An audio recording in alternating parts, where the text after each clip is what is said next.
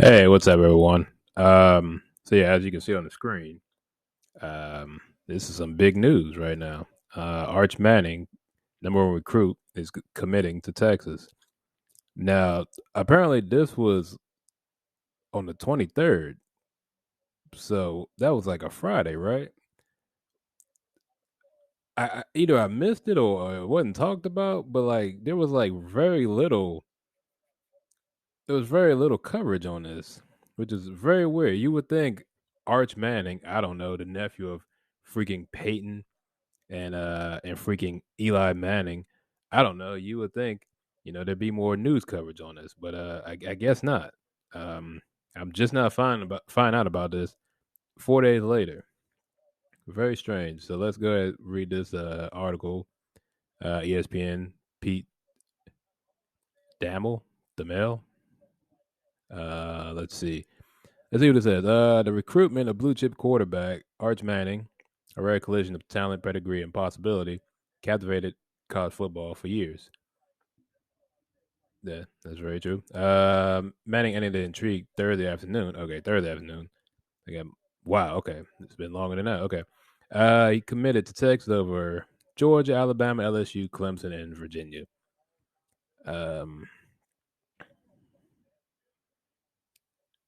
wow, Virginia. That's a weird school on that list of schools. Like Virginia. Wow. Okay, I didn't know Virginia was really pushing that hard, but that's okay. That's pretty impressive. Although Manning has long been considered the top player in the class of 2023, the family remained intent on attempting to keep his recruitment as low key as possible. Understandable. Instagram is private and he has not been an active participant in name, image, and likeness opportunities. But keeping things low key has still been difficult considering the family's football history and the magnitude of how much his decision could sway a program's fortune. Manning even used his first tweet to make the announcement on a verified Twitter account with a bio that simply says high school student. And then this is what he posted on the 23rd. Wow. How did I miss this? This is you. Wow. That's crazy. How did I miss this? But this is cool. Texas. Let's be honest. The University of Texas football. Wow. What is this? Sorry. The University of Texas have not realistic. They haven't been really super relevant in terms of like success on the field. You'd have to go back to Colt McCoy, and that's like a decade ago. Like I'm gonna be honest, the University of Texas is not even the biggest. Uh, like I guess in terms of like likeness and like name of course when you think of college football you think of Texas, but they're not even the best team in the state anymore. You got uh, Baylor, A&M now. Um, hell, even Tech had a well, no, not I can't say Texas Tech. TCU, obviously. Like there are a lot of like Texas in terms of like football success on the field. Now I'm not talking about like marquee, but in terms of on the field, Texas is like third or fourth now. So this is like a very big pickup for them. Let's see. Steve Sarkeesian also reacted to Manning's announcement, first retweeting his new quarterback recruit, then writing all gas, no brakes in a follow up post. And then, yeah, there you go. The nephew Eli, grandson Archie, son of Ole Miss wideout Cooper Manning. And then this is his stats. Let's see. Huh. That's I would expect him more yards. He's so far he's thrown for 5,700 yards, 72 touchdowns in 3 years of football. He's been considered a top flight prospect since middle school. Yeah, they've been talking about this kid for years now. Um, let's see. Let's see. So this is from one of his. Who is this? This is from his coach, Nelson Stewart. He made a decision on his own. This was his decision to make. I'm just happy he's where he needs to be. He's an 18-year-old kid. There was a lot on his shoulders. Took his time and showed a lot of maturity. When it comes to that family, the choice was his. Yeah, yeah, yeah. Because I don't like the Mannings. They don't seem like people that are. They never seem like well, they never seem like people that are like really in your face about stuff. Like they knew this day was going to come. This day was going to come. Hell, even Jesus Christ, stop. Um, yeah, even for people that hell, even for their own kids, they know this day was going to come at some point. It was going to be one of them. Whatever it's Eli's, Peyton's kids. You know, Cooper's kid was just the first one to reach this point. So I mean, this stuff was going to happen at some point. Hell, it even happened for them too. I mean, and I mean, if stuff goes the right way, he may end up in the league, and he'll have a successful career. Yeah. Um. Yeah. So Stewart said that from the start, the family stressed Arch Manning having an old school 1970s type recruitment. Unfolding naturally. I'm just so proud of him, Stewart said. Hope he can rest and enjoy his senior year with his friends taking that step. There's a huge ceiling in front of him. Yeah, yeah. I mean, it just makes it easier. Like, he's made the decision. I mean, hopefully he'll stick to it. Will, hopefully nothing changes between now and next. I guess I would say next March, because usually when spring practice start. But yeah, I mean, he made the decision. He don't gotta worry about it. You know what I'm saying? He can go through senior year. He can play ball and win games and do everything. If he do everything seniors do, you know what I mean? So that's just one. That's just a very big thing that's just off his shoulder. He don't got to worry about it, and he can just go about the rest of his life. Everyone knows what he's going to do. Um. Yeah, yeah. So there's okay. So Manning's commitment to Texas represents him both carving his own path and perhaps reuniting with the family's SEC roots. The Manning family has strong tie to Ole Miss and Tennessee, where they played. Arch Manning could end up as a link to the SEC, as he could be Texas' starting quarterback in 2025 when the Longhorns are slated to debut in the conference. So it's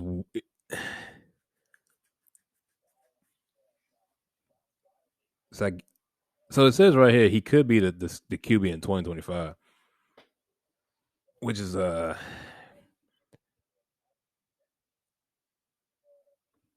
my thing is I mean, I guess you kind of have to say that now because you don't know what he's going to be. But you would think with the hype around this kid that he'd be starting day one. Like we don't know what Texas is going to be like in 2 years, or technically three because this 2022 hasn't started yet. But yeah, I mean, in my opinion, the amount of press, just the amount of stuff, I wouldn't be surprised if he's starting fall of 2023. Like I don't because I'm not too familiar with like I don't keep up really with Longhorn football like that, so I don't know like their recruiting, like who they recruited, their starting quarterbacks and all that, their quarterback room and everything. Who's to say he's not the best quarterback in that quarterback room in 2023 when he steps on campus? We don't know that. Let's see.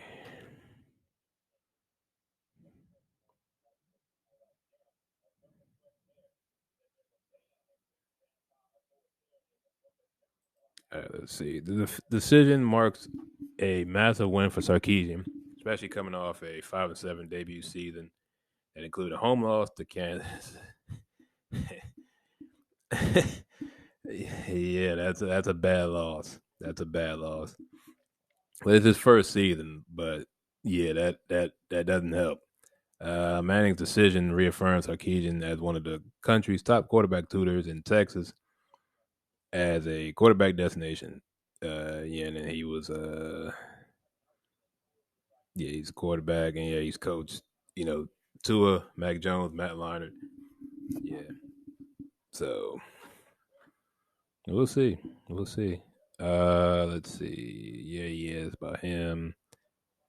Uh, yep. Yeah,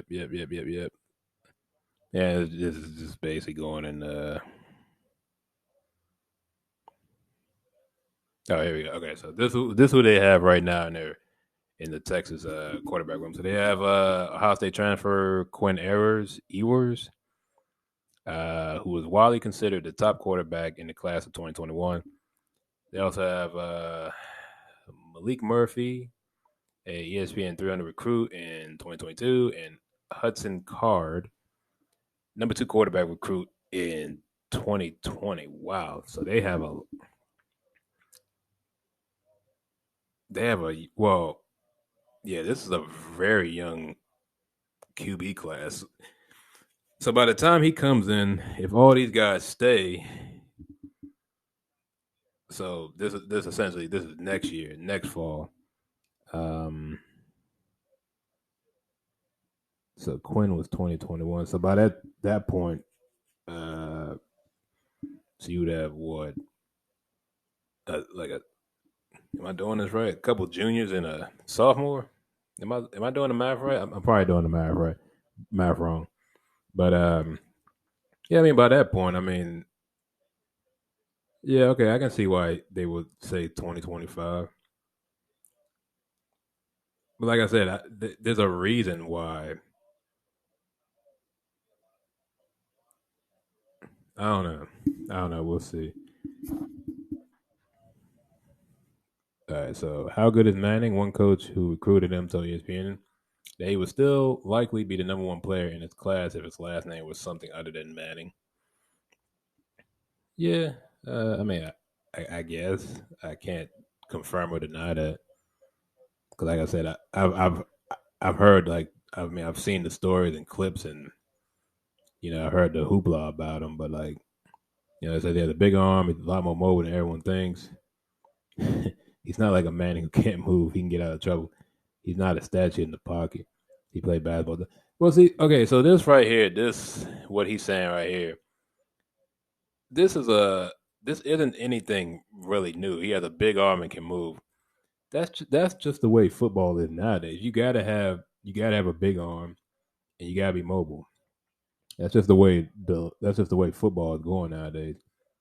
There's really there's no such thing as like a pure pocket passer anymore because the leagues don't let you do that anymore. The offensive lines aren't the greatest. No, running the ball is a very small part of offense now. Like a lot of offenses nowadays, like I want to say 70-30 pass to run.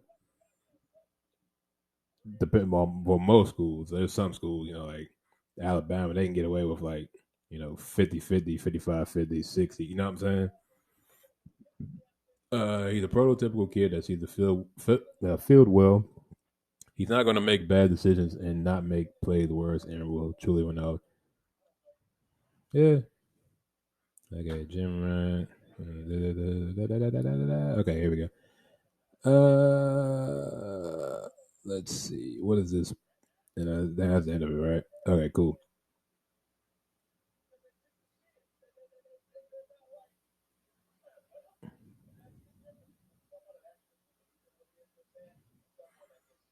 All right. So yeah. So that's the end of that article. It's just something I wanted to just talk about. Cause I saw it. I was like, I wanted to make a video today, and I was like, let me check out ESPN. See what's some kind of news, what kind of news was there. And I was scrolling down, and I was like, oh, wow, okay, so wow, okay, Arch Manning he committed. I was like, okay, this is a pretty big story. Let me talk about this. My thoughts.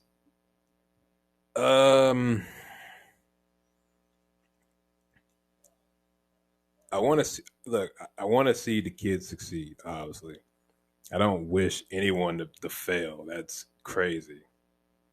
I don't want to see. I don't want to wish bad on no one or see them fail. You know what I'm saying? If you got the talent, they can play. My thing is when I see players that have a lot of talent and they kind of you know dig their own grave. That's when I'm like, all right, look, man, you kind of gotta get what you deserve, man, because you're not taking it seriously. I'm not saying that about him, but like in general, like if you're a sports guy like me, you watch tons of different sports. You've seen plenty of players, you know what I'm talking about, who have immense amount of talent, but they kind of just they're their own worst enemy. You know what I mean? I think for Arch, I think if everything sticks the same when he goes to Texas, um, it's not going to make them uh, contenders right off the bat. I don't. That's not going to happen because that still depends. That's a whole. You still got to. You still got to build and get the recruits. Getting him is not enough. I can tell you that. And also, um, yeah, I don't know. Then they're moving to the SEC in 2025, which I don't understand that. That makes this conference realignment stuff is getting so ridiculous. The last, I want to say, decade, it just never. For a lot of teams, it never made sense. Especially like certain teams, like Missouri. Missouri has no business in the SEC. They should have stayed in the Big 12. Texas A&M has made it work, but that's like that's they're one of the few exceptions where the conference realignment has actually worked, like on a massive scale. Like Texas A&M has been like title contenders since they moved. There's a lot like Utah, Colorado had no business going to the Pac-12. Utah has been all right, um, and then like Maryland and Rutgers, no business in terms of football. I guess they had no business moving. Basketball is a different story. Maryland is decent at basketball. You know what I'm saying? But that's a whole different story. But anyway, yeah, I just want to talk about this story. Um, so yeah, what do you guys think? Do you think this was a good move, bad move, in between? Don't care. Let me know. All right, later.